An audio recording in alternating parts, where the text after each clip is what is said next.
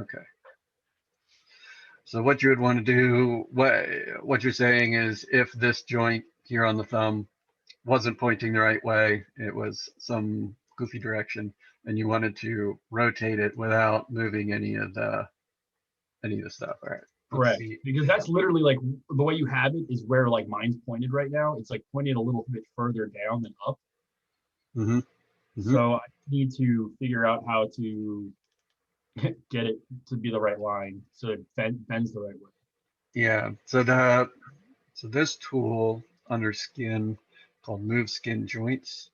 When you click that, you're able to move it. I don't think you're able to rotate it though. It just moves the location in space. If you wanted to, does that permanently change it? Yeah, it looks like it does. Well, maybe it doesn't. All right, so if I'm on my joint, hit D, it's at 0.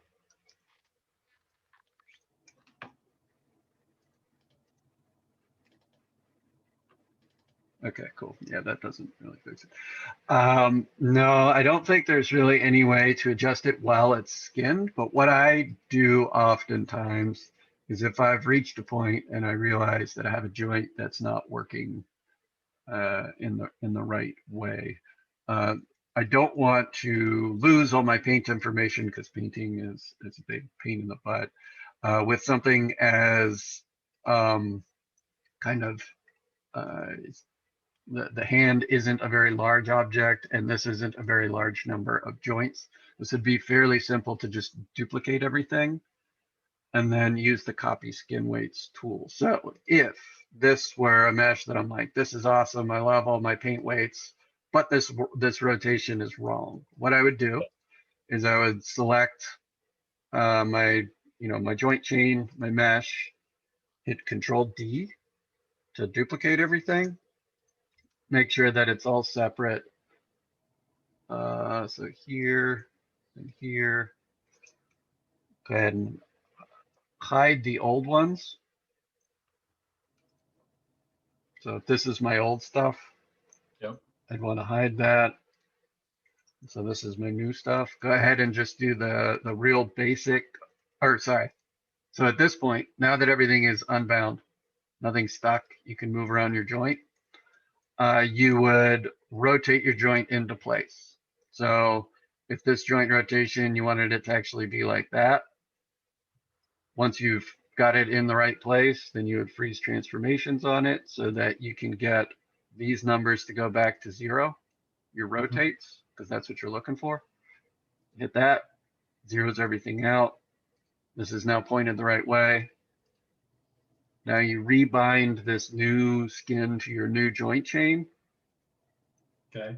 And once you've done that, you can select your old mesh first, your new mesh second, and then copy skin weights. And because none of your verts on your hand have moved because they're in exactly the same place, that paint operate or that copy skin weights should be like pretty seamless. So you should be able to save all your stuff. Great. Thank you. Yeah, no problem. All right, so with that being said, that's actually a good jumping off point. Where I'm going to start my skin weights demo. Oh, actually, I'll pause. Does anybody else have other questions before I jump into the skin demo? Skin demo. Going once. Oh, go ahead, Z. So for my shadow, the pixel is really low. I don't know how that happened or why that is really. Okay, so you're to the point where you have a shadow, like a light in your scene, and you're casting a shadow. Yeah, that's so if you're looking here in your viewport, that's probably connected to your viewport settings, and that you may be able to adjust some stuff here, but really it's probably going to be so if you have a directional light, inside of your directional light, you have kind of two different types of shadows that you can do, your normal ones or depth map shadows. I think you have more control over the resolution of a depth map shadow.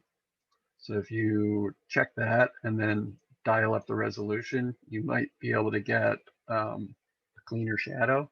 But we can talk about that kind of near the end of class, because when I show how I've laid out my scene, that might be a better spot to talk about lights. Is that cool? Yeah, thank you. Other people, things to put on the radar or show right now? Going once, going twice. All right. Well, cool. So as I said, where this would be in the process would be once you've gotten all your joints oriented correctly. So the thing that I was just showing for Chris, or yeah, I think it was Chris. I would want to fix any errors that I see in what direction my joints are pointing. And really, you always want your joints pointing down the line at your next joint. So this one, you can see, is actually kind of jacked up right now. This red line is not pointing at my thumb joint here. So I'd want to make sure that that gets fixed. And so you can hopefully just use the Orient Joints tool.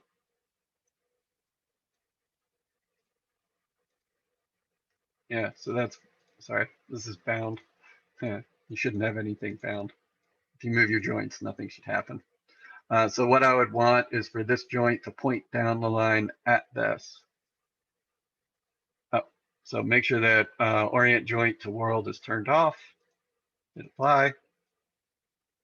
So now that fixed the red, but now my my vertical, the green, this up axis is pointing in a weird direction. I don't like that. I want my up direction to be pointing kind of to the top of my thumb or in the same direction as the nail. That's usually a good rule of thumb. So if you kind of double click this edge loop, you can see as it runs down, this is kind of where I would want my up axis in my joint to be pointing out. Does that kind of make sense as to why I would want it pointing that way? Or does anybody have any questions as to why I want the up direction in my joint to point in the same direction as the nail?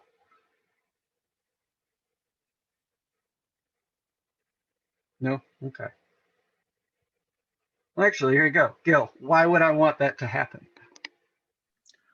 Well, I found that like if you've got it in like the wrong direction, it works fine for a while, but once you start binding it to stuff, the finger like tip kind of goes sideways. So you want it to have it all pointing in the same direction and then align it using the orientation. And typically, like you went in there and the fingertip, you actually like rotated it, and then you can't like do that later on once you bind everything together. Yes, that's definitely correct. You want everything pointing the right direction before you bind, because if you rotate it afterwards, it will mess it up.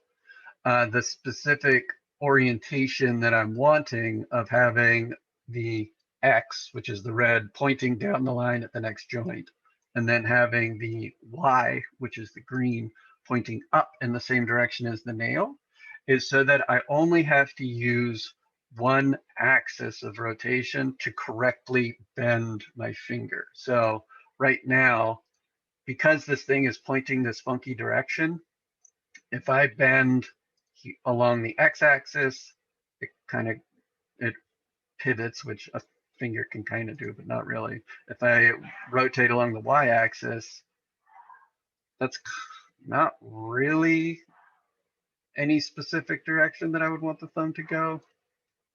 And then if I rotate along the z-axis, it kind of goes in.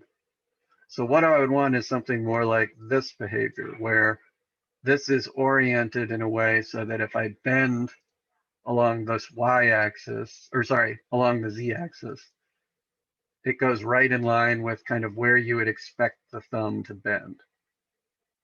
So that's why I want this green arrow to be pointing up in the same direction as this green arrow, so that if I were to grab the Z rotation of all those joints, they would all bend the same way. You wouldn't get one kind of going one direction and one going another direction. So to fix that, because these are children of that, I want to just real quick unparent them for just a quick second so that I can spin this in just that direction, get it pointing the right way, then reparent it and freeze transformations. So now I've got my green arrow pointing up in the same direction as this one. So if these two joints were selected and I rotated them both along the Z, they go nicely all in the same direction. And that's easy to see in these ones, are like your kind of your main pointer middle and stuff. It's easy to see why you would want those bending in the same way, because you don't want your fingers to kind of be going off to the side unless you intend for that to happen. So anyway, that is the process that hopefully you've gone through with your joints. So when you do your binding skin operation, you're not having to go back and fix any way that your fingers are bending. Everything is all set. So to bind it up, you want to go ahead and select your mesh, select your joint chain, go to skin and bind skin. So now that you've done that, you should have some default skin weights. So it does its best to you know, get the mesh to move with the joints, but you can see that there's clearly some cleanup that needs to happen here. It's influencing other verts that you don't want to. In general, where I'll start is whatever the very root of the object is. That's kind of what I'll flood everything to right at the beginning. But oh, dang it, gone out of order. Unbind. So another thing that I've been getting a lot of questions on is kind of mirroring or weird behavior with stuff not working, which actually ends up resulting in you having to do the same thing for both hands, which is in essence 100% more work. So all the painting that you have to do on one hand, you'll have to repeat that process on the other. If you don't have mirroring, or if you don't have things set up in a way that mirroring can work. To get your joints duplicated over to the other side, what I've recommended is that you just put a joint right in the middle, and you can name it whatever. I'm a stickler for these kind of things, so I will call it the root joint. And so this is at just 0, 0, 0. It has no fancy rotations or anything, which is fine in this case, because there's not going to be any skinning information on the root joint. This is simply so that I have a point of reference for these joints to know that they need to duplicate themselves on the other side and be mirrored. So now that I have this middle joint, what I want to do is parent this joint set to this middle joint, and you should see it looking like this, where it has the direction going this way, so that if I selected the root joint and I moved it, the wrist would follow. That means that this is a child of this. You can also see it in the hierarchy because the wrist joint is underneath of the root joint. So now that you have that, you can select your wrist joint, come up, go to skeleton, mirror joints. And as I've been saying, if you have a naming convention to help you be able to know what's on the right and what's on the left. So this one has the naming convention of R underscore being your right side. You can search for R and replace with L and mirror across this axis, and you want behavior checked. And when you hit that, you'll get a perfect copy of your joints over on the other side, which is nice because then you can do that's the first step in the mirroring skin weights success. The second step is to make sure that your mesh is exactly the same on one side as it is on the other. So to get that to happen, you can select this mesh, duplicate it, and then up here in the scale X, if you type -1, that's going to mirror it across the X-axis. Now that it's been flipped on the other side, you can highlight them both and combine them, either by going to Modeling, Mesh, Combine, or you can click the little button in the Polymodeling tab that looks like this. So select one, select the other, combine.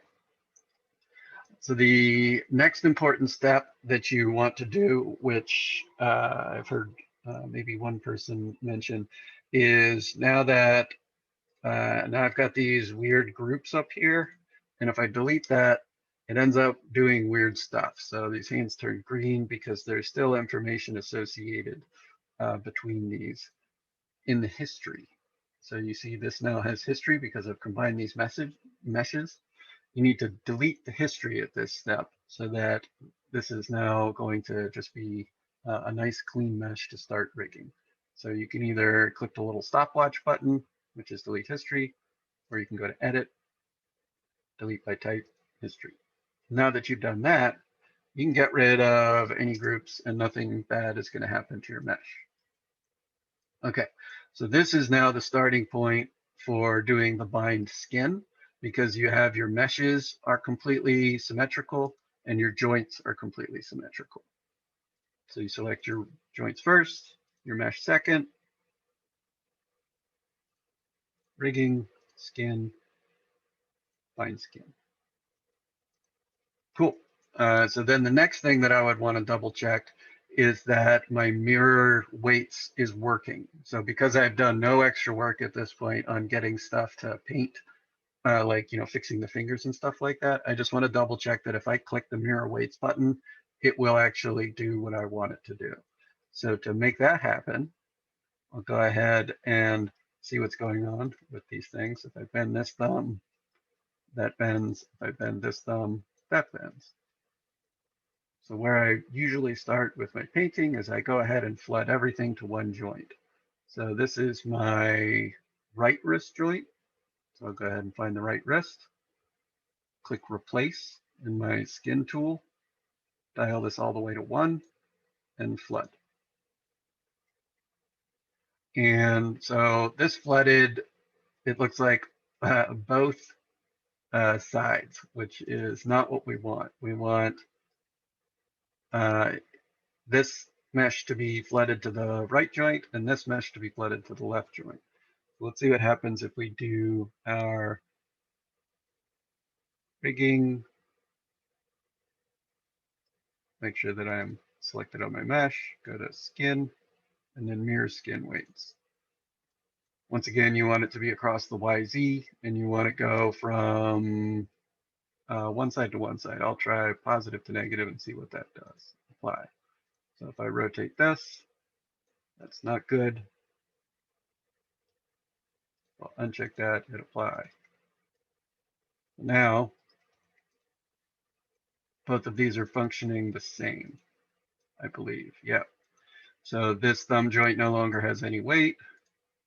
This thumb joint no longer has any weight. I'll do one more test to make sure that my mirror operation is working correctly by going to paint weights. Just picking a joint to test with. I'll try the thumb 1. Paint some weight. So now when I bend this joint, that happens. If I bend this joint, nothing's happening yet. But if I select my mesh, say apply mirror weights, now I would expect this to do the same thing. Okay, so now I'm pretty confident that anytime I hit mirror paint weights, it'll take any work I've done on this side and it will put it on this side. So I feel like I'm good to move forward now for doing all my blocking and anything that I need to do for my paint. Now I want to pause here because this is important. This will save you 100% work. Does anybody have any questions on the steps that I did to get to this point? Going once, going twice. I Okay, had a cool. quick question Oh. about skin painting. Sure. If you paint on one hand, is there a way to get it so that it kind of paints the same way on the other hand, or do you have to do both of them separately? There is no default tool that I know of in Maya that allows you to paint information on both sides. Because if you were to use some of the symmetry stuff, right? So you say object X, right? So now I am doing symmetrical stuff in Maya's brain. So if I were to move this polygon, it would move both those polygons. Fortunately, that doesn't work well with the paint weights because you can only, so if I were to select this as the thing that's influencing the right wrist, and I just start painting, that's going to be painting weight for both sides onto this wrist, if that makes sense. So, Okay, I got it. Thank you. yeah. So the tool to get what you're wanting is the mirror skin weights. And one way you can save yourself a little bit of menu clicking. So instead of having to go up here every time and click this button, you can add anything in these menus to whatever shelf is currently visible by just holding either Command and Shift for Mac or Control and Shift for Windows. So I'll go ahead and remove this. So say in my rigging shelf, I want to add that mirror skin weights as a button up here. You can just go to skin, and if I hold Control and Shift and left click on mirror skin weights, you can see that that button now popped in here. So now instead of having to dig into my menu, I can just select my mesh and click that button and it will copy the skin weights. All right, cool. So now let's jump into going ahead and blocking some stuff out. We've got our right wrist joint selected. I'll flood it, make sure that it's all good. And for the blocking stage, I usually stay in the select mode to do big chunks of weighting quickly. And I'll use face to get going. What I'm going to do is skin the whole digit to the base like joint for each of them. So I'm going to skin the whole thumb to just thumb 1, which is here. I'm going to skin the whole pointer to pointer 1, and so on and so forth. So to select those faces quickly, you can use the topology to your advantage. So you have an edge ring at the end of each of your fingers, and to select that quickly, you just select one face, hold Shift, and then double click the face next to it, and it will select the entire edge ring. Then you can grow that selection by holding Shift and then pressing period. And that will basically go all the way down the finger. And because of how the topology is in all of these digits, you have these nice edge rings that let you get a clean selection and it doesn't kind of go farther than you need it to go. So now that that's selected, you can hold Shift and click your joint and dial it up. And so now what I would expect to see is when I rotate this joint, this end of the thumb will follow along at 100%, which is exactly what I'm seeing. So I'll repeat that for each finger.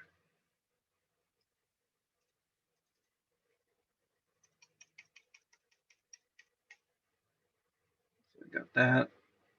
One more. Click the joint, dial it up.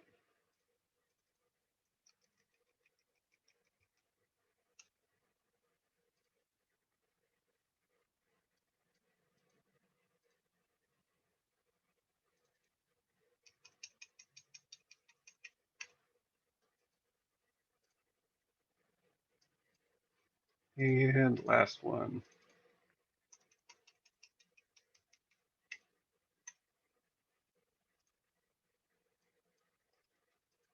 Cool. So now if you switch back to object mode, select the root joints, those fingers follow, this thumb follows.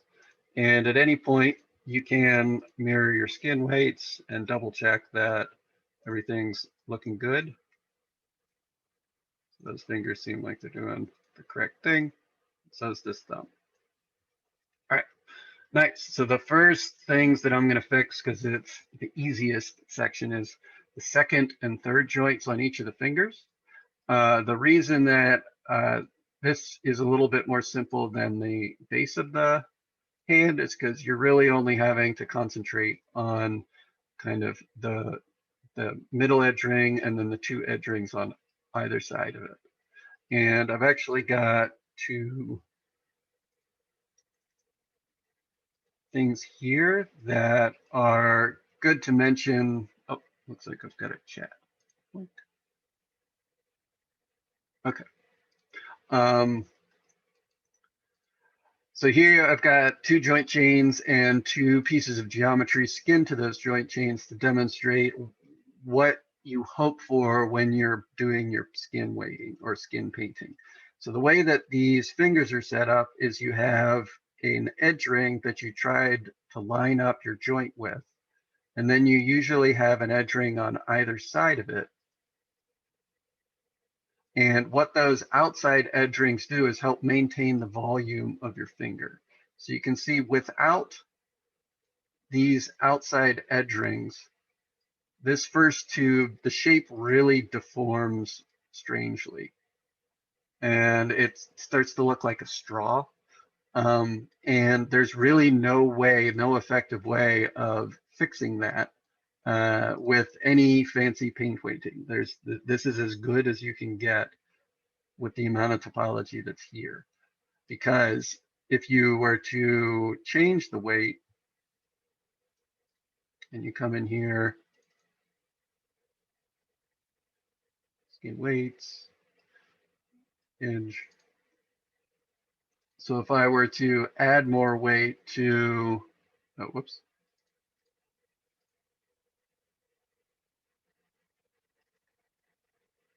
Sorry, gotten click crazy here. Select mode, edge. All right. So if I were to add more weight to the base, you can see it would really mess up after the joint. And if I were to add more weight to the second joint, you can see that it messes up beginning, like in front of it. So what these outside edge rings do on this other one is help maintain the volume of the finger before your bend, and then this helps maintain the volume of the finger after the bend. And you can see that in each of the hands where you have this kind of middle edge ring, where this is where your joint is going to be bending. And then you have this edge loop here will help maintain the part of the finger, like this flange. And then this edge ring would help maintain kind of this part of the finger.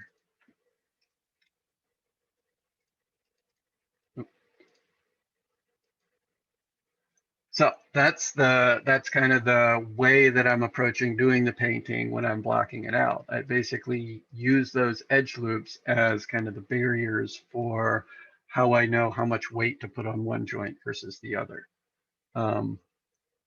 This now, or sorry, let me switch back into select mode for my painting. So what I can do, looks like everything is very upset. Select mode. Dear God. Get out of here.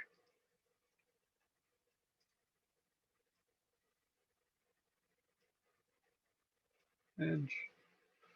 So for the second joint here and this end joint, what I'll do is do 100% weighting for those three loops onto this one.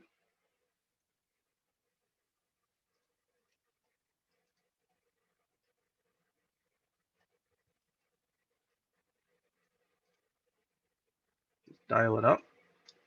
And then I will do a 50-50 for this middle edge loop. That is right now currently 100% here. Then you select your second joint and you can type, oh, it looks like it's not updating. Yeah. I think I was selected on the wrong thing. Yep, okay.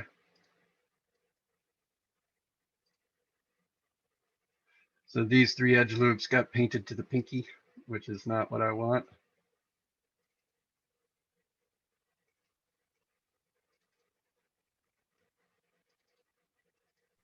There you go. So I find that whenever I was trying to like decrease the weight and at the joint, it was often sending like the leftover weight into like a random joint or part of the hand. Is there a way to like prevent that other than locking everything other How than are the 2 you joints? how are you decreasing? Were you adding it to another thing, or were you hitting like smooth or replace? What were you using? A combination of smooth and then the paintbrush with the opacity turned down to like 0.2. In the operation that was on the brush when you were at 0.2? Yeah, and then I would just kind of like, I wouldn't like, I would just kind of tap it to like give it a little bit of weight, and then I would press Alt and like remove some weight. But it was just kind of sending it to wildly different places. Yeah. So, and for all of that, you were always on smooth? No, it was always on replace, and I would just hit shift for smooth. You'd hit shift for smooth and you're replacing. Oh, okay. Yeah, so no, there isn't a really good thing in Maya for avoiding it sending it to random things if you use that workflow. I would highly recommend, if you're changing the weight of something, always use add, because then you're specifically telling it where to go. So you're telling it to put more on here. So if what you're wanting to do is fix some weights on here, and you're like, I want to, so currently those things are being affected, I believe, by this joint. Yeah. So I wouldn't ever replace this with 0. Like, so doing it this way. I think I have some vertexes or something, faces. Yeah, okay. So if I select my pinky, select influence, I don't ever want to remove stuff by clicking like that. What I would want to do is instead make sure I'm selected on the joint that I actually want to add to, and use the add operation.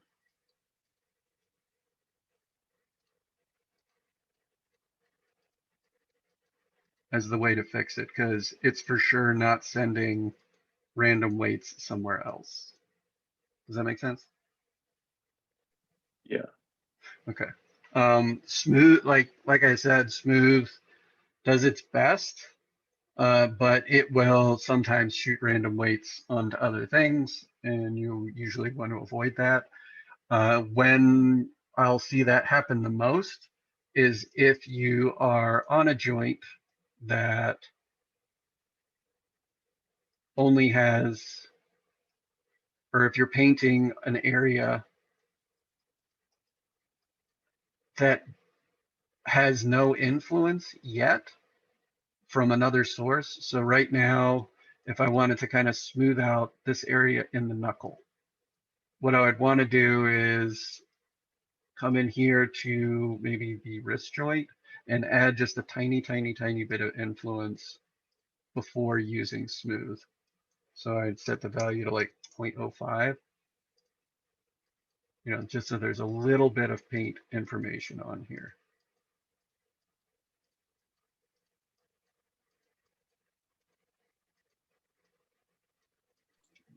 not. Is there a benefit of using value over opacity?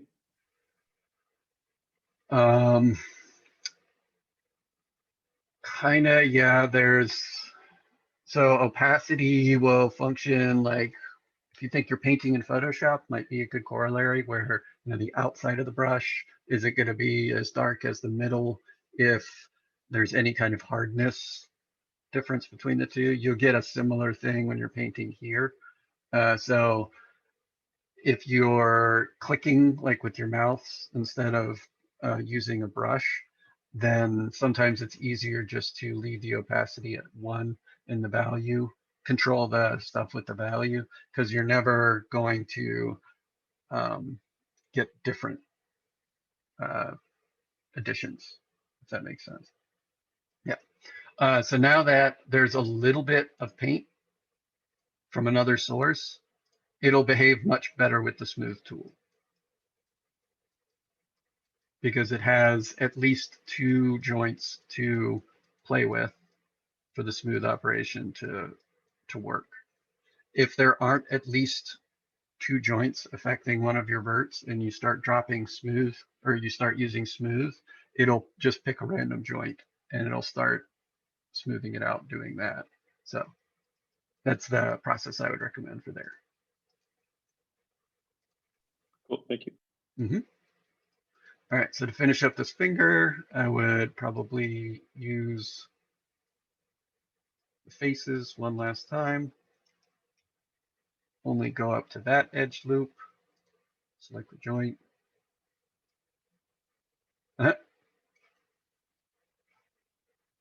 I doesn't want to respect my selection in that way. So where's my pointer? There we go. Pointer 3. Oh, Jesus Christ. It's being a jerk.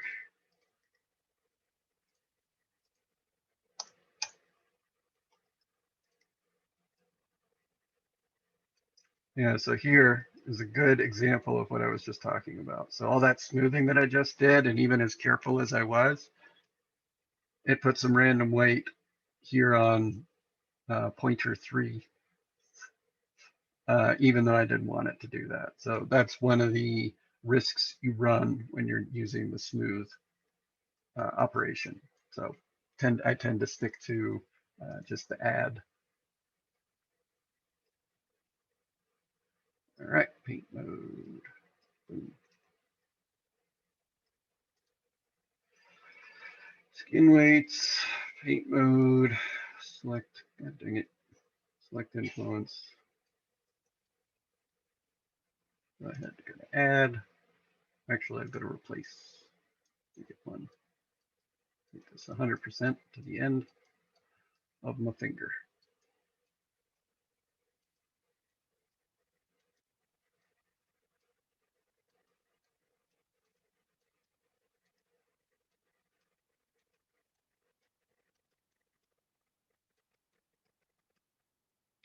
Cool. One other trick that I'll mention that can save you from having to flip back and forth between select mode and paint mode, if you prefer being able to see what your weights are all the time. I don't know why it keeps flipping like that. Go like this. What you can do is actually make sure that only verts are selected, and then you can use the flood operation with paint mode. So what I mean by that is, if you have these vertexes selected, so say I just want to flood some paint weights for these verts right there, I could go to paint weights, make sure that this joint is selected, and if I hit flood, you can see that it's not going to the entire finger, and that's because only these yellow verts are going to be getting affected.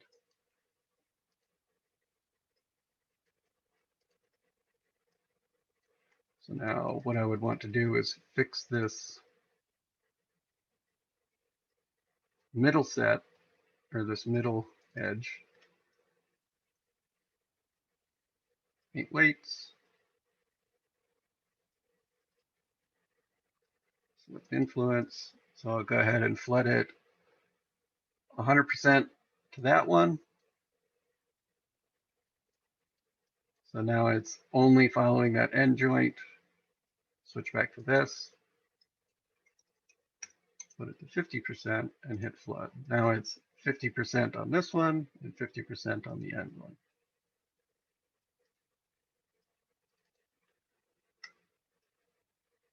Do that one more time for the end joint, just so that everything is nice and clean. This I want to be 100% there. Cool. It's a little, I guess it is a little confusing jumping back and forth. So I'll try and summarize all this clicking and stuff that I've been doing. I work from big to small. So I block out, I put all the weights on one thing so I know where they're all starting. Because in the end, each vert, all the influence that you paint on it has to add up to one. So what I end up doing at the beginning is I put all the verts weighted 100% one to the wrist. And then I basically take off whatever verts I think can be easily blocked onto another joint. So that's what I did in this phase, where I basically took all of these verts and weighted them 100% to another joint. So now that means that real quickly, I don't have any random weights on the wrist affecting any of the joint, or like affecting any of the verts on any of my fingers. So that's the reasoning behind doing that.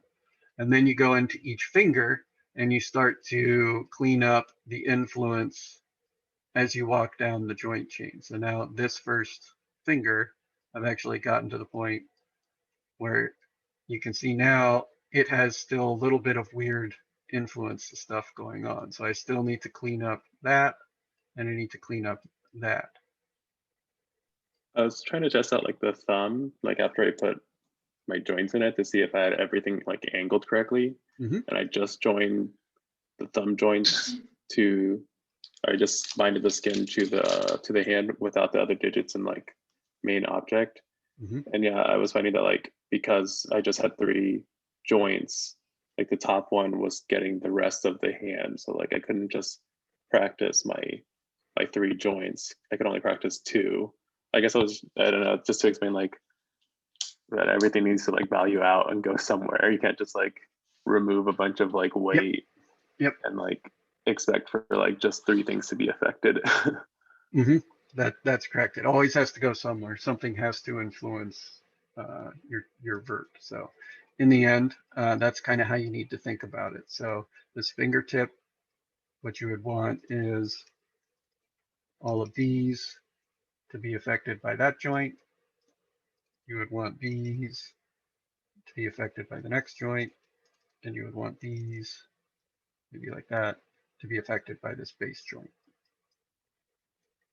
And then some of the selection and fancy flooding stuff is a way of saving some effort. So right now, the base joint is very kind of harsh. You can see that it's stretching this out completely. This isn't really looking very good. You've got some weird intersections and stuff like that. So sometimes what I'll do for this is try to use kind of isolated selections and the smooth operation. So occasionally I do like to do things that way. And to get that working, you can go to Edge. So I'll try and fix this one first. So if I double click it, you can see that it goes only so far around that. And so what I'm going to do is smooth out these verts to this first pointer joint by hitting Control F9. That's a shortcut. You don't have to use it, but what it does is it switches whatever your current selection is over to verts. The other way you can do that is underneath of select, and then let's see, where's convert selection?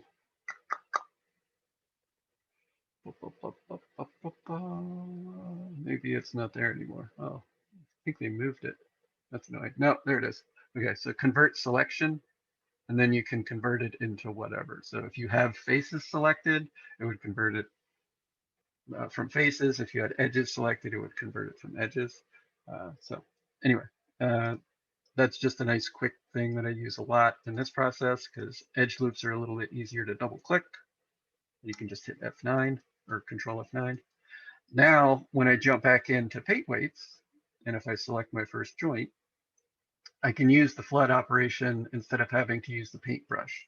Because these verts are all overlapping, I find that to be a nice way of avoiding accidentally painting stuff onto other verts. So with add selected, I'll just add in a little bit of value by changing the value to 0.05 and hitting flood. So you can see that it added a little bit of gray into this first thing.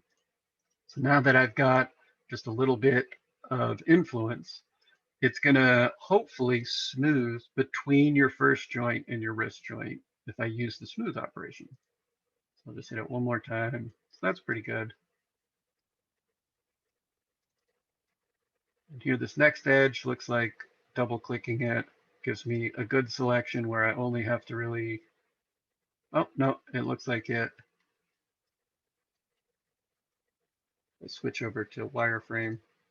You can see that double clicking that selected the whole underside of the edge. So what I want to do is get rid of some of that by holding Control and dragging over top of that selection.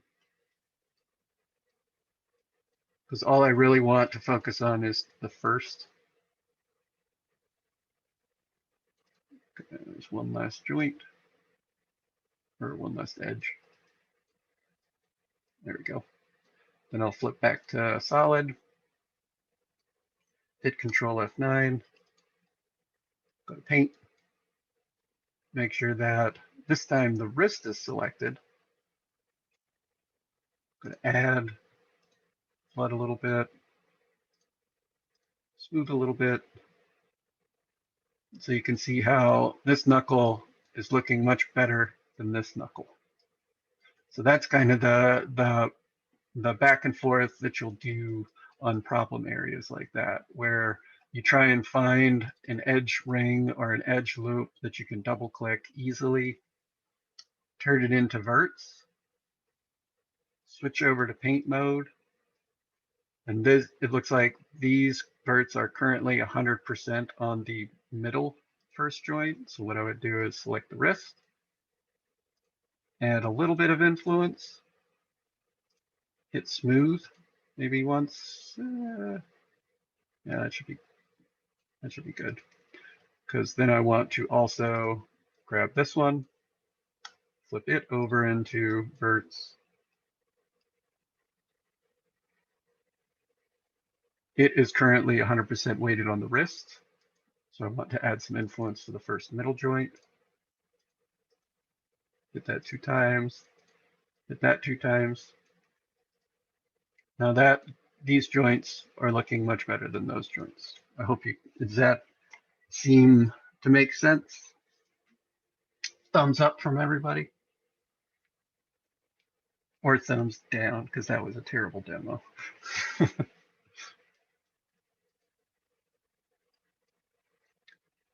Cool. All right, well, I guess it seems like people are starting to get it, but I certainly feel your pain as far as it seems like it's not behaving. It's always jumping onto weird, weird joints that I didn't expect. When I mirror weights, it's not running correctly. All of that is very true. Skinning is a tricky business. But what will definitely save you a lot of pain or time, actually, not pain, is making sure that you're set up so that the mirror weights operation is working correctly. So all that pain and effort that I just spent over here, if I click the button, now this finger should look exactly the same with all the nice bendiness that I just spent to get that up and running. Cool. So what I'll do is pause there, and one last plea for anybody to speak up about skinning if that's going to be a problem. If not, I'll move on to the blocking demo and kind of getting started with your scene. Oh, no, wait, controls. Who was it that wanted a little bit of a control run through again? That was me. Okay. And specifically what you're wanting to make sure is the orientation of the control, or how to, like, what is it that you're, or is it just a full run through of making the control? I guess kind of the full run through making it. Okay, sure. All right. So the reason that we're going through controls is because that is the default of making an animation. But I will preface with, in theory, you could do an animation without controls at this level. This is a very simple setup. So if you wanted to keyframe this joint here, and then move that and keyframe it, technically you could get an animation going like that. The reason that we're doing controls is, number one, for practice, number two, for adding that additional flexibility of macros and other things. So to get a control, the reason that I'm recommending that you put it, or that you make your control in the method that I'm saying, is so that you avoid some weird things happening in your channel box, and you also allow for the flexibility of adding in these additional layers of control. So instead of making some spline, you know, shrinking it and putting it in place, rotating like that, and then just going ahead and doing a constrain like that. Technically that would move your joint and do stuff, but as you can see, it's oriented strangely, so that's kind of annoying. So to avoid that, what you want to do, first step, make a spline, shrink it down to a general size of what you think you might need. This is going to be for the wrist, so I'll leave it about like that. Then immediately do freeze transformations. Then what you want to do is put it inside, or name it.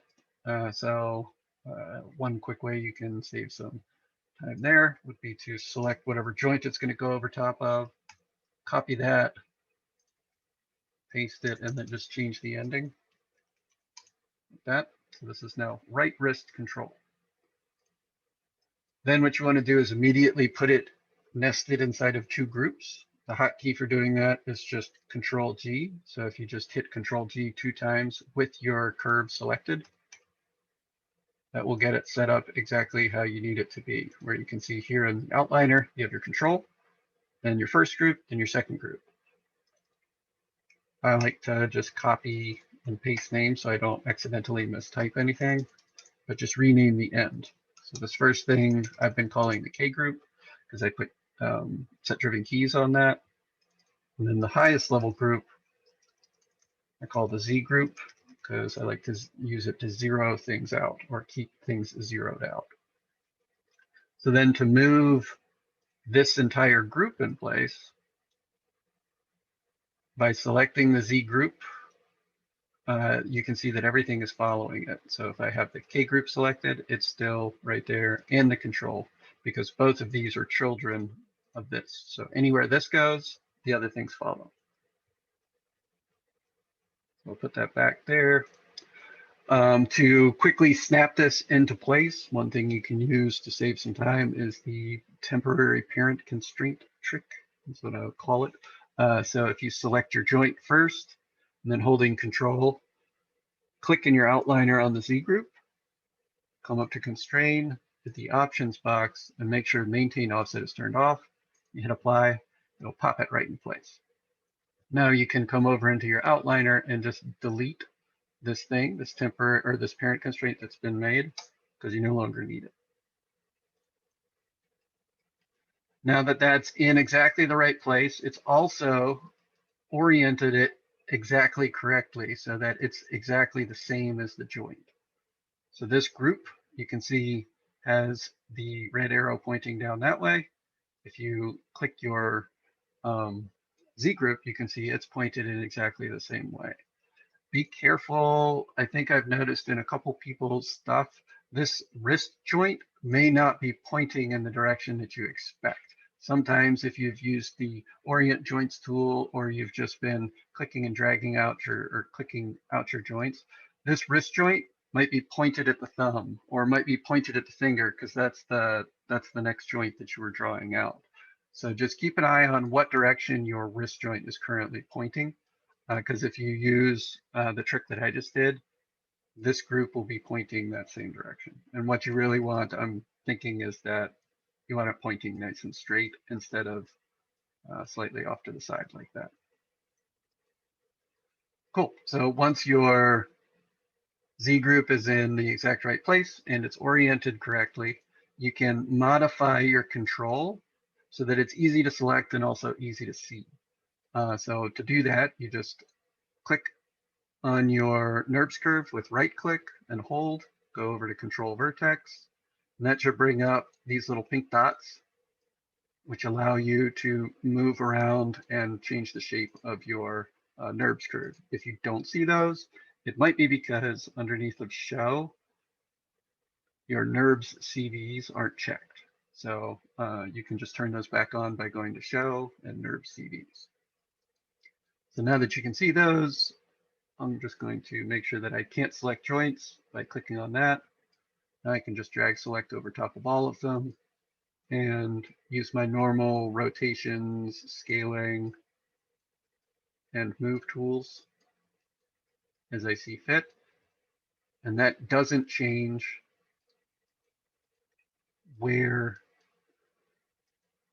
this thing is positioned or what angle this thing is rotated, because I'm not changing the transform, I'm changing the shape, which is a different thing as far as mine is concerned. That's kind of the start to end to getting a control in exactly the right place, having it nested correctly, and then modifying the shape so that you can easily select it. Does that answer most of your questions, Chris? Yeah, I think it did. Cool. Okie dokie. So moving on from here, what we'll do is open up my NP. Nope. There it is. All right, so what I did is if you did a storyboard, having little drawn pictures is totally fine. I just did a little video reference. I find it's also really nice to get some real rough timing out of actually filming something and looking at when it happens just by filming it.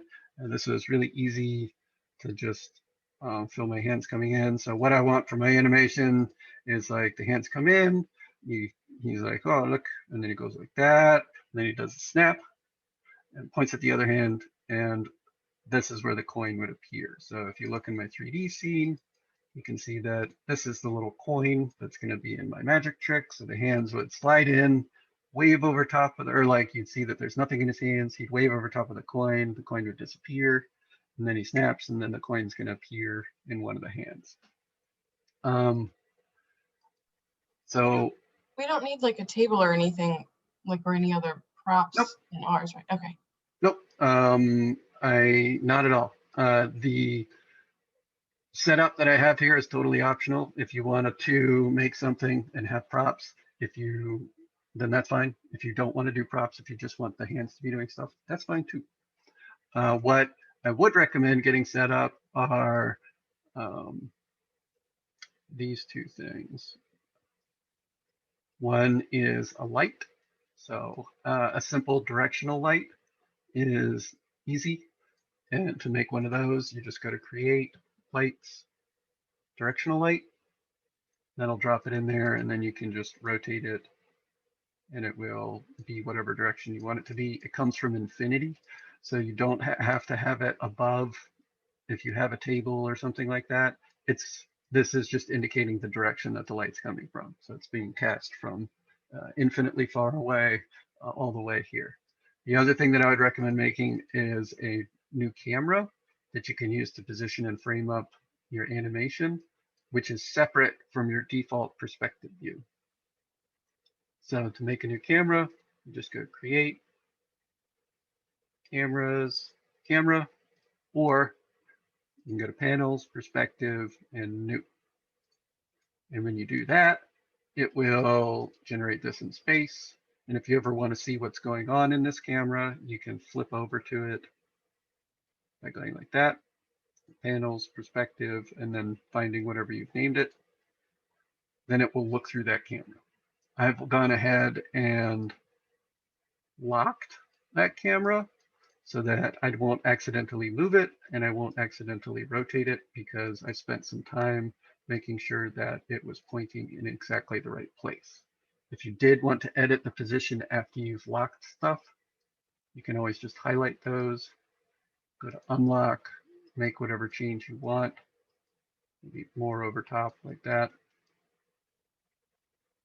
then relock it like that. Then you can switch back to your perspective camera and you'll be safe. You won't accidentally change anything like that. So any questions on making a light or a camera?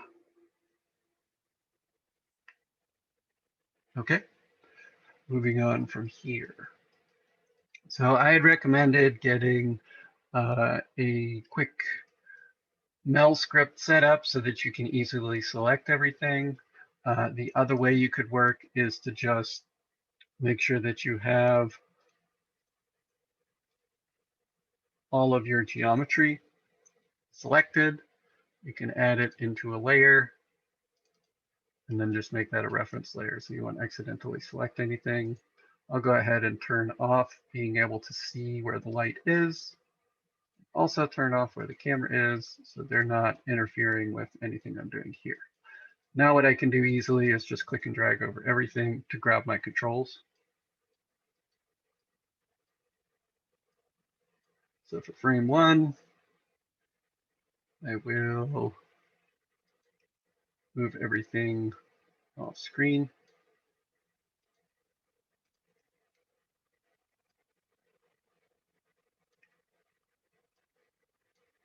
Move and rotate stuff.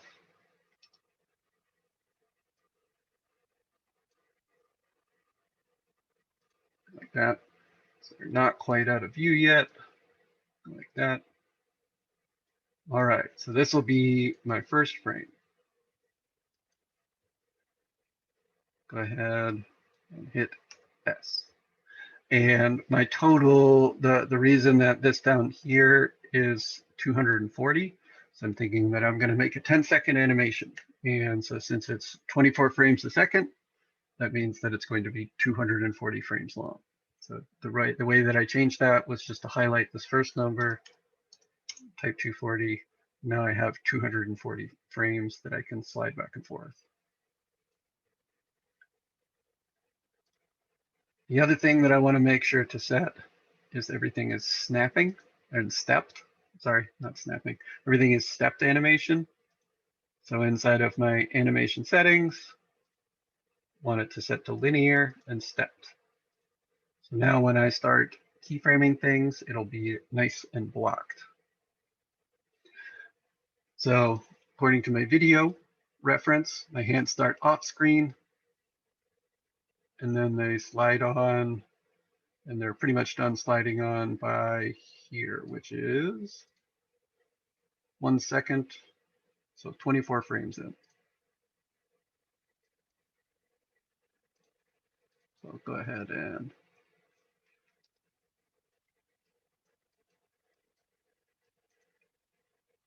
switch this over to world so it's easier to slide up a little bit.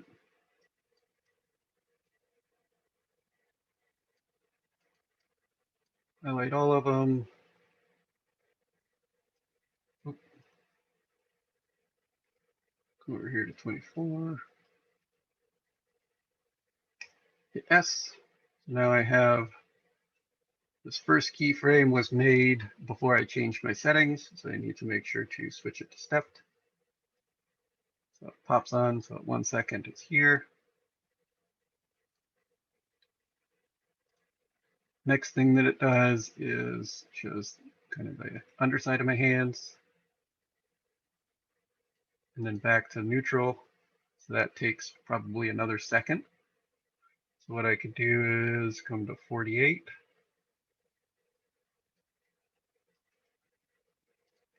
Change it just a little bit so it's not exactly the same. Keyframe it, then come halfway. This is when it will be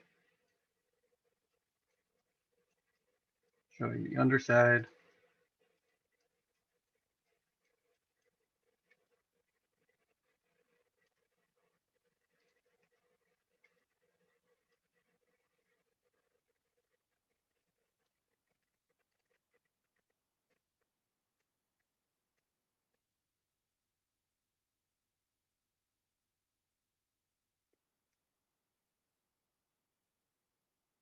And keyframe. Okay.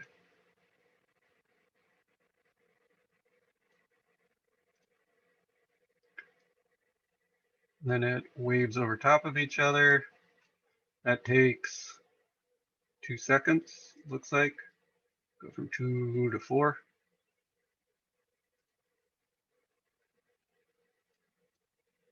So that means it needs to get back to kind of this neutral position after 2 more seconds, which is 96.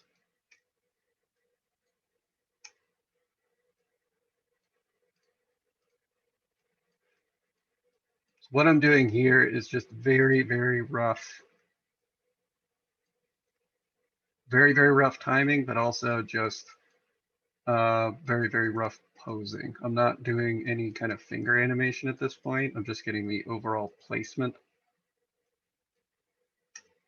And also putting on the timeline something for me to know that like this is where I want to have a special keyframe. So once I go through this entire process and kind of have moments, each one of these moments, which would be like, you know, waves over top, comes back to neutral, then closes, might be another one, snapping would be one, and then pointing is one, maybe before, and then reveal would be one. So it's like 5 or 6 more moments. And what that would be is real, real rough. I may or may not add any keyframe animation for these things, for my fingers, but I will have hit S on my timeline. So I know that I need to come in and pose this up. And I won't move on from this step or this kind of phase of the animation until I have high quality poses for each one of these moments that I'm blocking out in time. So that's the first step. It's getting good key pose information set on your timeline.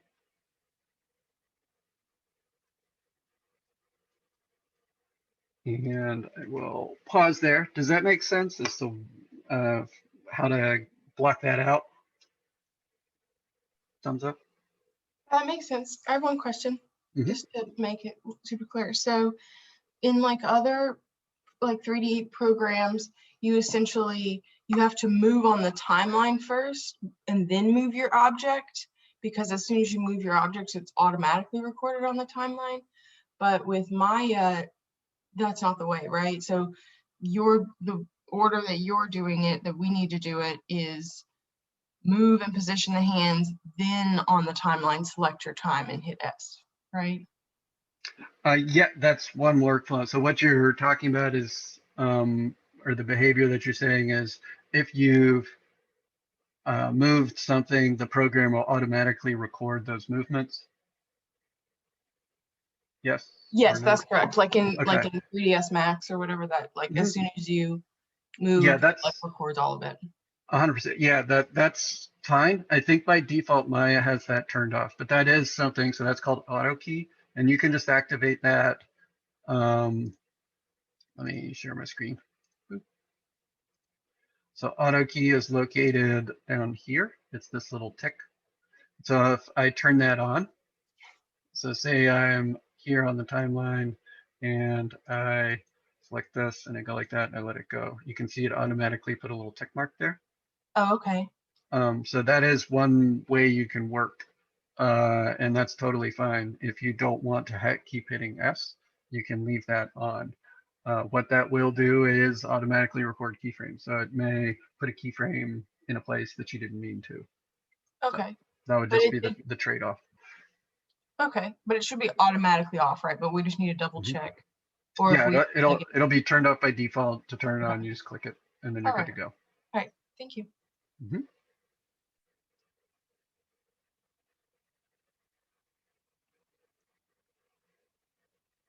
Cool. So I think, yeah, I think at this point, well, maybe I'll go into one little thing about another thing about animation. So say I had spent a ton of time setting up my sweet poses, and I was to the point now where I wanted to start to smooth out some of my animation. What I could do at that point would be to start to use the kind of auto tangent. So here you can see I've got my root of my hand, or my root, my hand wrist control selected. And so that's the thing, that's the only set of keyframes that I'm going to be affecting at this point. If I wanted to affect more, then I could drag select over top of everything. Now I'm selecting the entire hand. And if I had a different pose here at the end where these fingers were like this,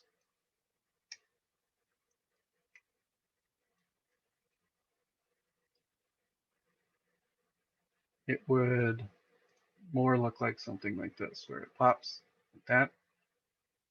So if you wanted to start to smooth that out, you could highlight everything, come to the first frame, right click, say tangents, auto, and then it would blend between those things.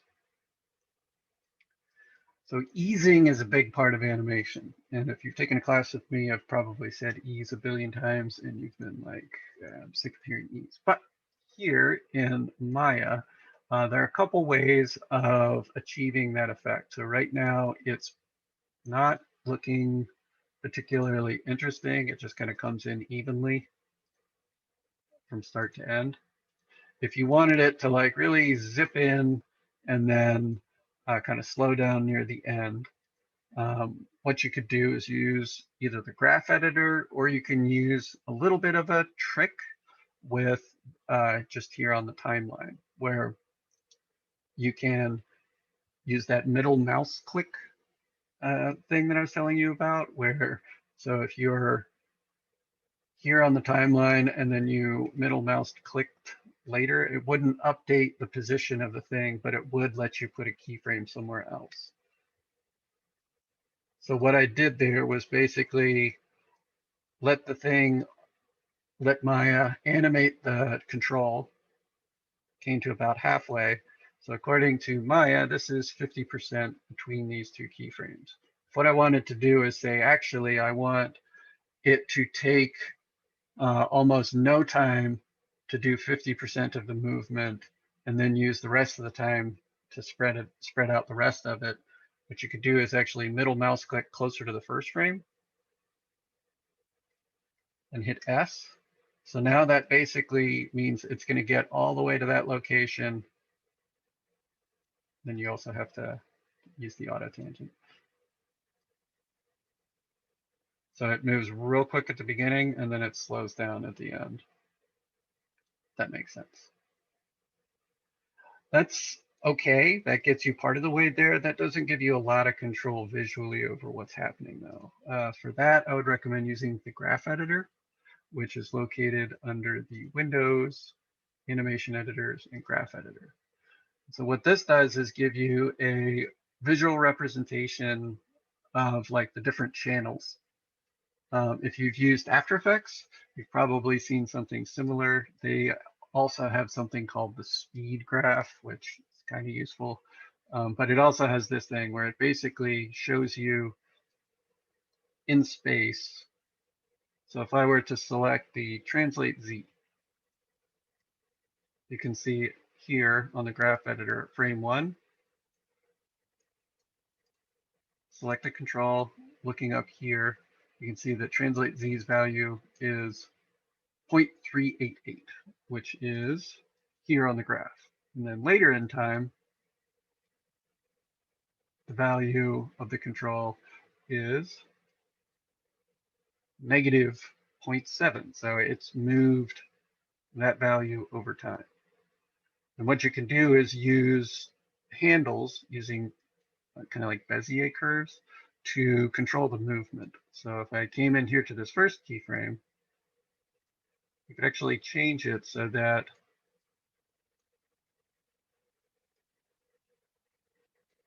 flatten that out. Oop.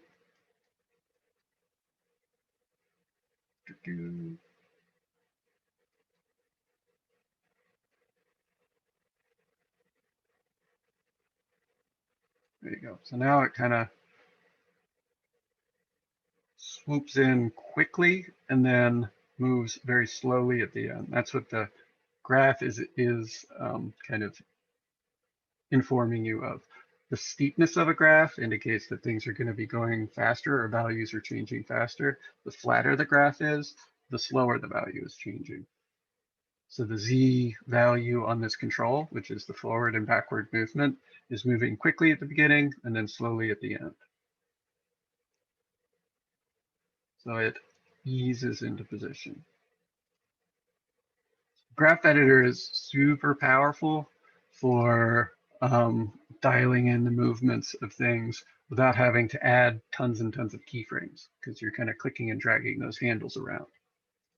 What I was doing was highlighting the frame, and then it automatically gives you kind of these things that you can grab onto as long as you hit W. So it doesn't tell you it, but if you hit W, you're moving. And if you hit R, you're scaling. You don't want to really use scale all that much. So I would recommend just highlighting the thing that you want and hit W, and then you can move it around. You can also, so right now these are linked. So if I move this side, it would pull the other side. You can break that by highlighting the keyframe and clicking this button here. So that breaks the tangents. Now you can control each side of it independently, which is nice.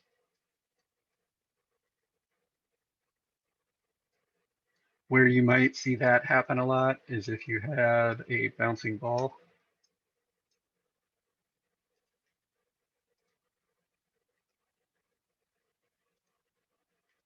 For example.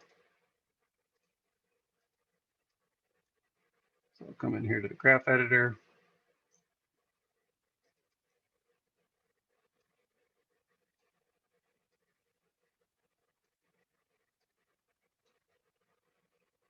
Oh, I'm hitting the wrong key. Sorry. Da, da, da. Ball, keyframe, up, keyframe, and down. Keyframe. So if you looked at the Y value of this thing over time,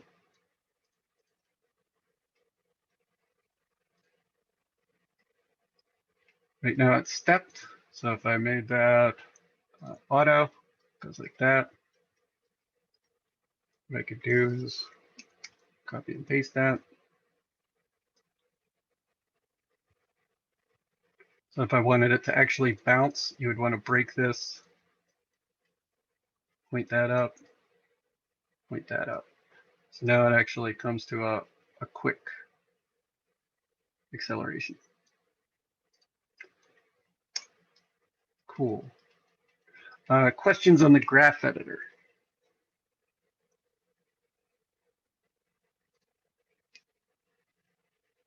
Going once, going twice. Okay, cool. So I was hoping that this class would be a little bit shorter, because want to make sure that we have as much time as we can to work on this and get it done for Monday. My hope for Monday is that we can have a play blast, or everybody has a play blast that you put in your Google Drive folder. Also put your Maya file for your hand in the same location, and both of those will count towards the checkboxes in the assignment. The other important thing, I believe, in the assignment description is a storyboard. I'll double check that. Class resources. It also mentions macros. Do you want us to have macros or? Yeah. But you'll just see our macros by accessing our .ma file, right? Yeah, that's why it's important to have the both. Kirby, how do you make the coin disappear and then reappear in a different location? Yeah, hold on one second. You cannot minimize. Oh, okay, can't minimize while recording. So there's a attribute in everything, which is visibility. You can just turn it off and on. So that can be keyframed. So if on this frame, I just right click on visibility, said key selected, and then. No, you're not sharing your screen. Oh, dang it. Thank you. Okay, cool. Delete. All right, so on every object, every mesh object should have this thing called visibility. And that can just toggle on and off. And that's a keyframeable attribute. So if you wanted to have it flip on and off, you can key it here on and then just go forward one frame. And then set it to off and keyframe it again. So it's on until it's off. Make sense? Yeah, can you make it like fade on and off or no? Or does it have to be a hard stop? So that would be a different attribute. And so pretty much everything in this program is animatable. So what you would probably have to do in that case, if you wanted to fade in and fade out of stuff, would be to, instead of keyframing visibility, which is binary, it's either 1 or 0, it's on or off. You would need to have something in your shader be keyframed. So transparency on this thing, I believe you could keyframe that. So say set key, then come forward some value and dial that to be something else, and then key it again. Let's see if that did it. Kind of. No, not really. Yeah. So that would be. So there are other things in the shader that are keeping it from working, but that's what you would end up having to do is have something in your material, which is what Maya uses to know what an object looks like and how it gets rendered. And that would need to be able to be a thing where you could dial up and down the transparency on the material. And then you would have keyframed values for those things. And that would cause it to kind of fade in and fade out. But I wouldn't worry about that for this one. Okay, thank you. Yeah.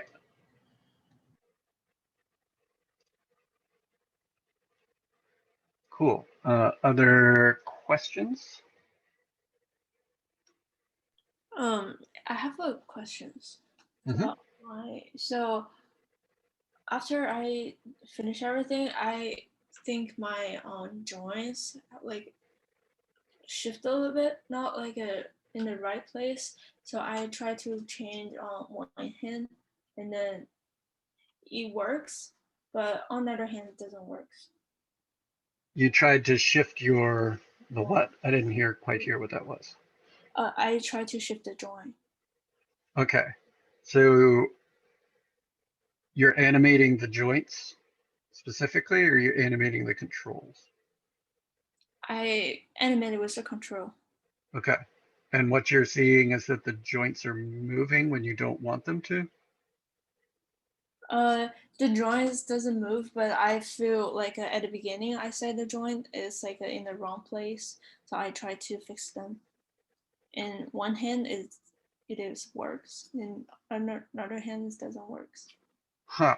Good. If you have that file, would you be able to share your screen? Having a little bit of trouble understanding what it might be. But I upload them to the Google Drive. Okay, you can put it in Google Drive? Yes, I already did. Okay, cool. Let me open it up.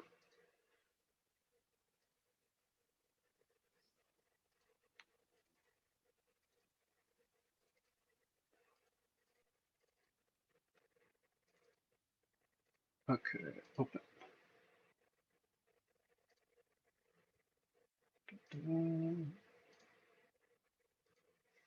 Okay, so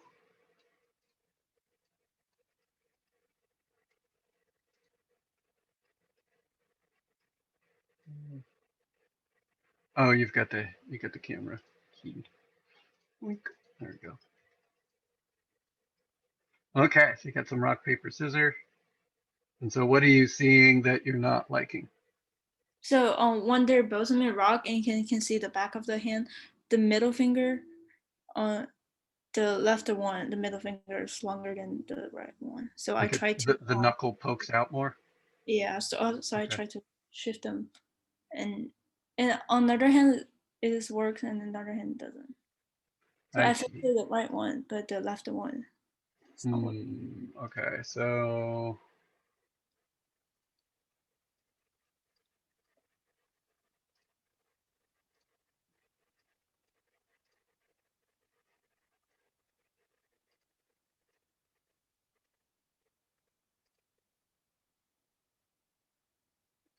it's got, oh, interesting.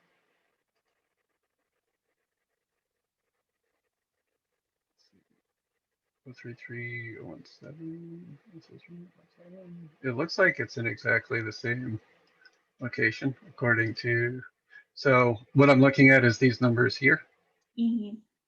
And it looks like they're the same, just flipped, which is what you would expect. So the values are the same, so I'm guessing the what might be happening is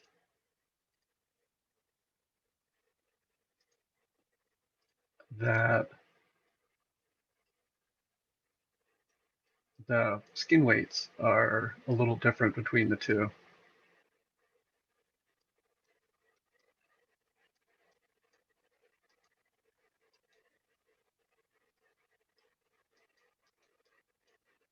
Maybe.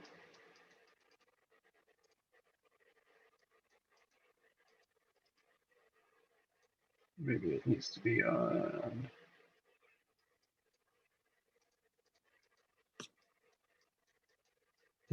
Maybe not. Yeah, so here is, I don't think it's a huge deal, but to fix that, I would need to spend a little bit of time. I'm not totally sure what might be going wrong between the two. So what I do is like for the right side, the hands.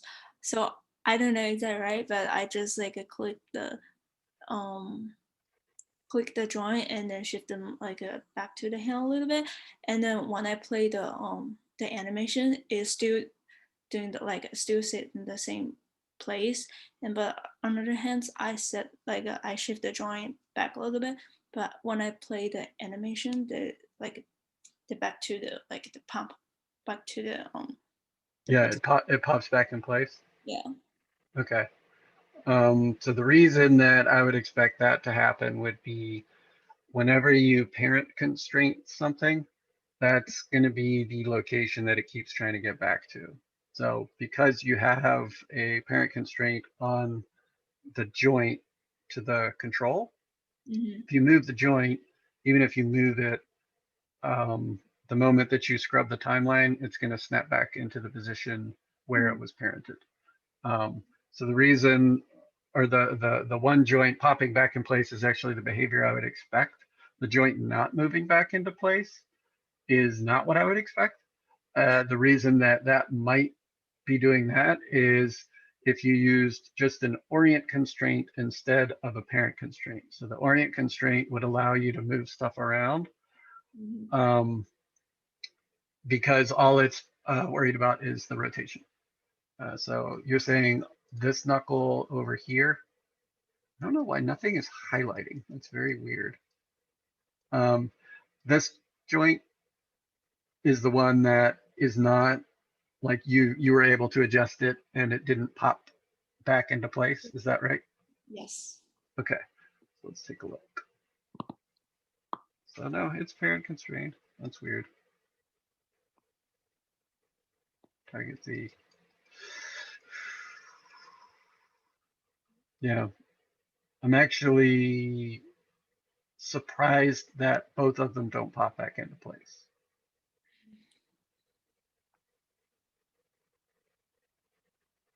So if you did want to move the joint so that that didn't happen, that's at this point in the process, it's a little bit tricky to work on something like that.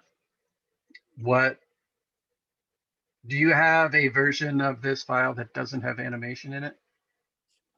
No. Okay. Let me go ahead and duplicate this. Save as.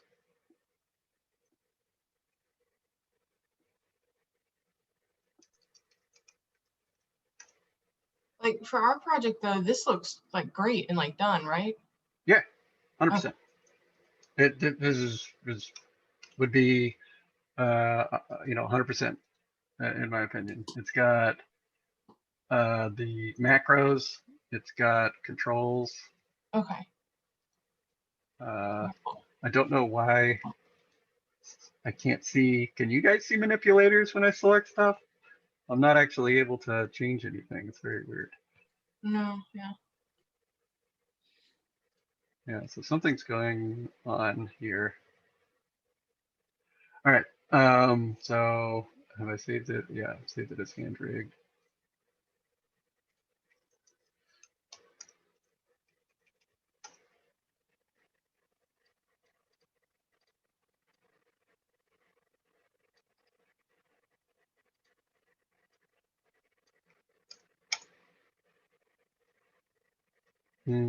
Interesting.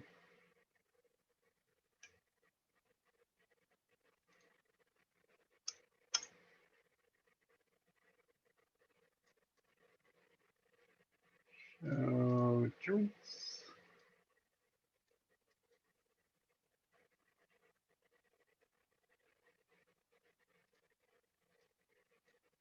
Yeah, it says stuff is getting selected, but it's not showing it. It's very odd. This is the root.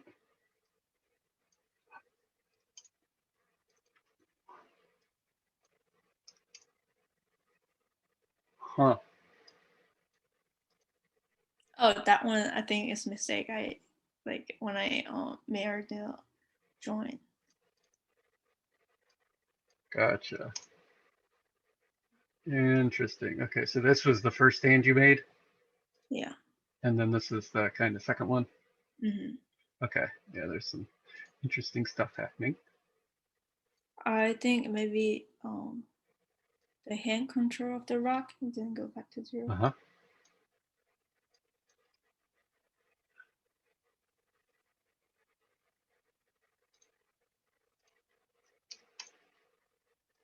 Oh, wow. Yeah, that's odd. Huh. 180. Oh.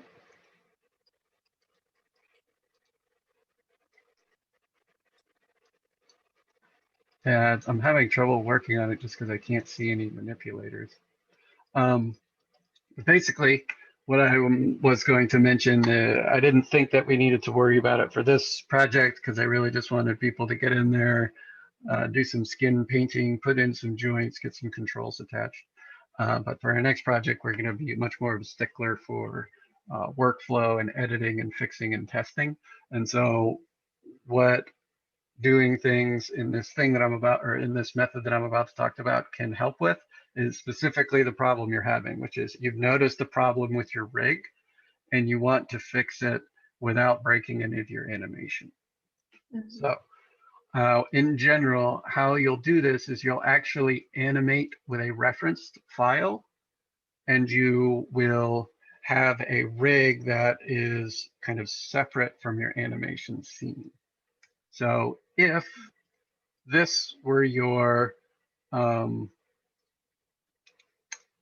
rigged file, what you would do is in a new scene, hand rig here. So in a new file, what you would do is instead of having a hand that's located in this file, you would reference in a hand. And so to do that, you go to your reference editor and locate wherever that file is.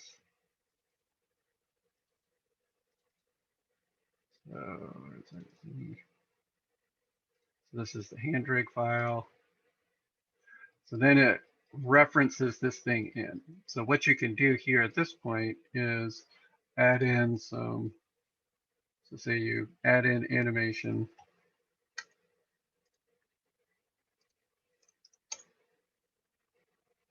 So you're like, awesome, this is really working good, but uh-oh, something's going wrong on my thumb. So what you could do is save this new file. So hand animation could come back into your hand rig. So this is your source. This has no animation and stuff. And say this is, you're like, oh man, this whole thing is just not working. So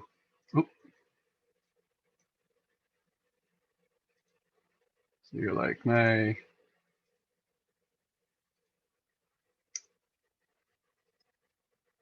you save that. So I just deleted those controls, stuff popped back into place. You're like, okay, that's looking better. You then open up your animations thing, and because this is referencing your other file, it automatically fixes all that stuff because it's just referencing things. So basically, what you have is a file that basically just has keyframes and stuff like that, and it's just looking at this other file in case you ever need to adjust paint weights. That's a big thing that is a nice reason for the reference workflow. If you wanted to add in a new control, you could do that and it would automatically populate into your animation scene. If you wanted to remove a control, you could do that too. So it's just a little bit more flexible. So it's not required for this assignment and I'm not worried about it, but for future stuff, that is one way that I would guard against or to help facilitate what you're actively dealing with right now, which is fixing a joint placement. So you could, in your source file, you fix the joint position on both hands, save that, and then that would populate into your animation scene and you don't have to worry about it breaking any of your animation. Okay. Thank you.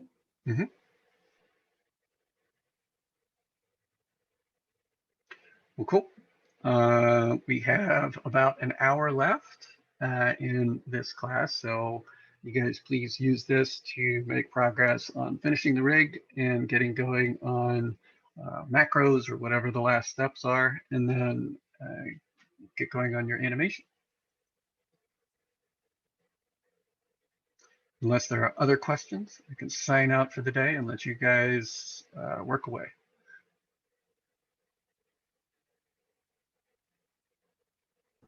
Good.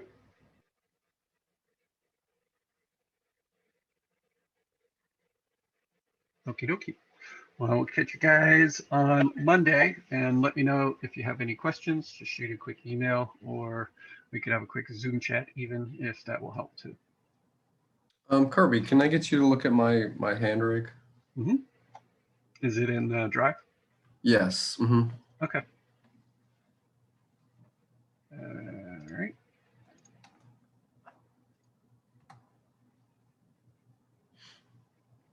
Looks like some people were chatting. Okay, cool. Open scene.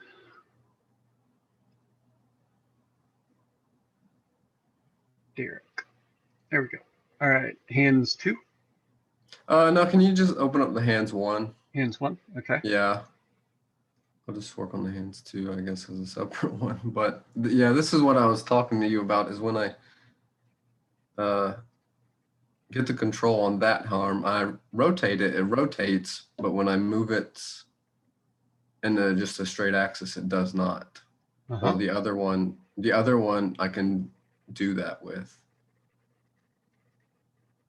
So it moves and it rotates. Okay, let's take a look. So this, okay, so it looks like, so one quick way you can see what things are being controlled on a joint is to select it and see what has this light blue color. So currently it looks like only the orients have any kind of constraint on them, and the translates don't. Whereas on this one, you can see that the translates all have a constraint and these don't. So Okay. It looks like, well, let me take a look at the hierarchy. Yeah, so it looks like an orient constraint got put here instead of a parent constraint. So all it's going to do is do the orientation. You can either add in a point constraint or remove this and put in a parent constraint. Well, to do that, you would just delete the existing one, select your control first, your joint second, go with the constraint, go to parent, make sure that maintain offset is turned on for this, and hit apply. Now when you move it, it'll follow along and it will rotate. Oh, okay. Is that good? Yes, I could not figure that out. Okay, yeah, no, it was just the type of constraint. And so sometimes, oh, it looks like, oh, now this has a double constraint. That's weird. Sometimes there's very good reason for wanting to separate out your, oh, okay. Yeah, I didn't remove the orient constraint. Okay. Sometimes there's very good reason for wanting to have them separate, because what you could do is actually have like your point constraint, maintain offset. So when you do that, you see how the translates now have this blue tick. Mm-hmm. So now it'll basically be the opposite of what you were saying, which is it'll move, but it won't rotate. Okay. Like these are followed, the controls are following, that's why that stuff is happening, but the wrist is not rotating, is the important thing. Mm-hmm. So what you could do is select the control first, the wrist second, come into constraint, go to orient, make sure that's on, and do that. So now you have both a point and an orient, and it will function exactly like the parent constraint. What having these separated does is it gives you a little bit of flexibility. So later in our studies, we'll talk about reasons why you would want to turn off and on constraints, because that is a key frameable thing. So right now, if you were to select this constraint, you can see up here, it has this number 1. That means it's 100% affecting it. You can turn that off by typing 0. And now, even though it has a point constraint, if I select this control, it's no longer moving, because I've kind of disabled the weight on that point constraint. Okay. And so there are some cases when you would want to have movement and rotation be separate constraints, because you always want it to follow the rotation, but you don't always want it to follow the position. And the parent constraint has them together. So if you disable the parent, it would do both of them at the same time. And sometimes you want it, that fine grained control. So Okay. more information that you need, but just figured I'd mention it. All right. Yeah, that was great. And then I guess the other question I had was with the null object. When I try to delete the non-deformer history, it gives me an error. Okay. And that is on the hands here. Mm-hmm. Yeah, Okay. it's over there in the outliner. There, the null, I guess the null 2 or whatever. There's nothing in it. Okay. But Yeah. Yeah, that looks like it's got some stuff going on there. Let's see what's happening. So you got non-deformer history. It says no object matches default layer visibility. Interesting. Let me bring up the full description.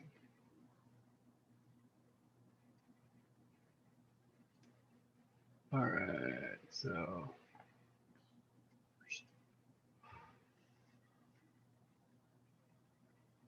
geometries to cache, line 25, no matches, default layer visibility.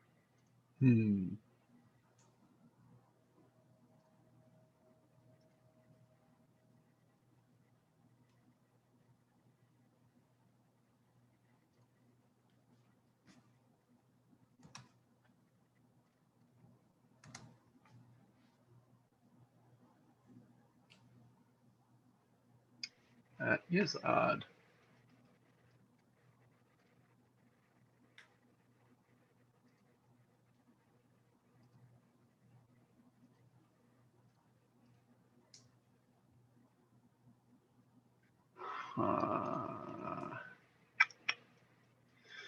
Yeah. Let's see. Is this? Huh. Is this zeroed out? Ooh, okay. And be careful with your controls. It looks like you've got some non-zero values here, and this is not 1. Ideally, what you would want from a control when you have, or before you've parent constrained anything to that control, you would want to make sure that it has, everything's clean. So you have zeros for translates, zeros for rotates, and 1s for scales. And that's what happens when you freeze transformations. So be careful there. The reason that that's nice is so that if you ever wanted to get it back to a default position, you could just highlight that and hit 0. Like you always know that 0 is home, basically. And right now, there's no way to get it back to its kind of neutral position unless you remember these funky little numbers. okay. Yeah, it looks like it's being stubborn with stuff, and my guess is that this is not the default location for this mesh, so it may be getting upset with that. Let me see if that is the case.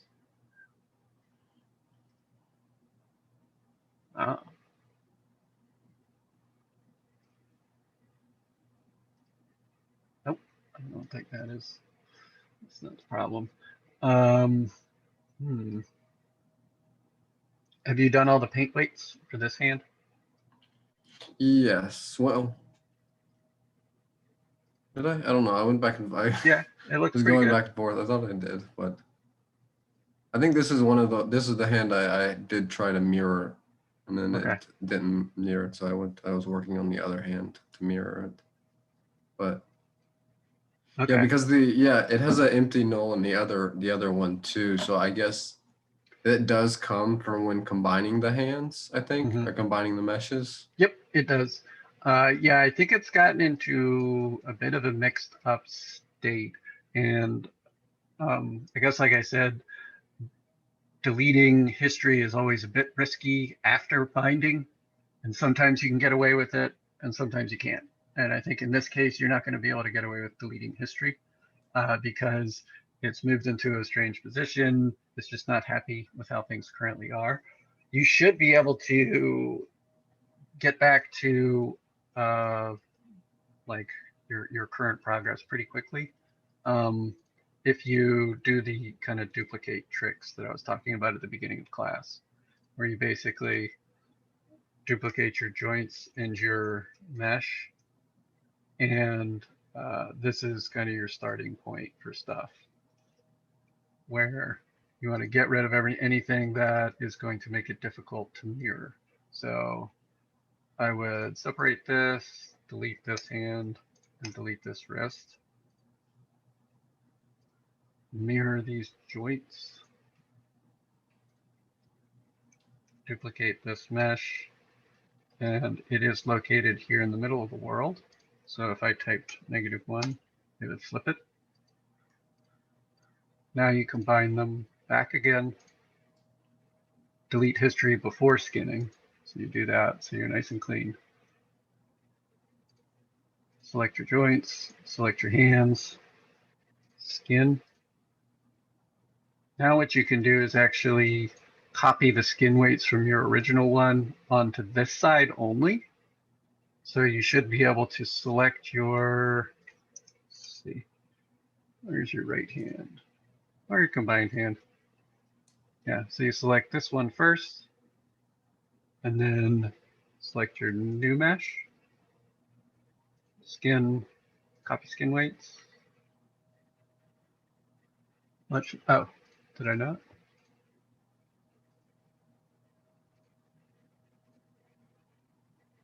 Weird.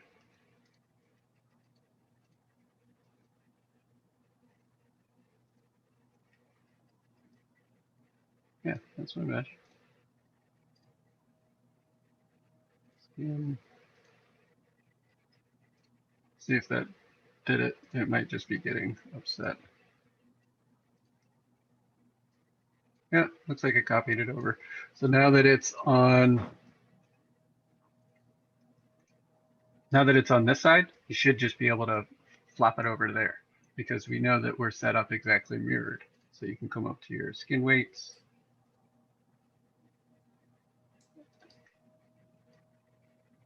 Now it's good to go there too. Oh, looks like that has a little bit of ways to go on this finger and stuff. But yeah, that's basically the trick with as long as you're working with mirrored geometry, you can usually save a lot of the paint weight effort that you put in, even if your stuff isn't symmetrical at this point. Just duplicate it, make sure that it gets back to symmetrical, copy, and then mirror, and you're, pretty good to go there. What you should be able to do at this point would be to come in and kind of fix any problems that might be occurring with the controls not being zeroed out. So because you don't have any parent constraints at this point, just make sure to go in, click it, hit freeze transformations. Ooh, it looks like stuff is still parented, so you might want to duplicate or make a duplicate of your controls as well so that you don't mess anything up. Freeze transformations. Now you're at zeros and your controller is good to go there. These look like they're good. So those are good to go.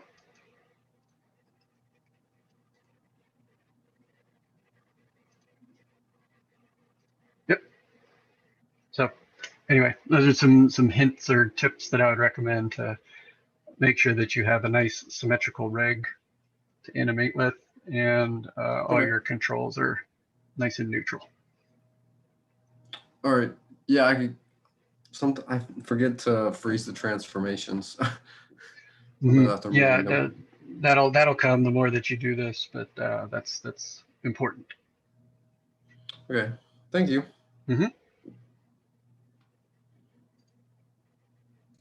Okay, well, if others have questions, let me know. Otherwise, I'll see you guys on Monday. All right, later.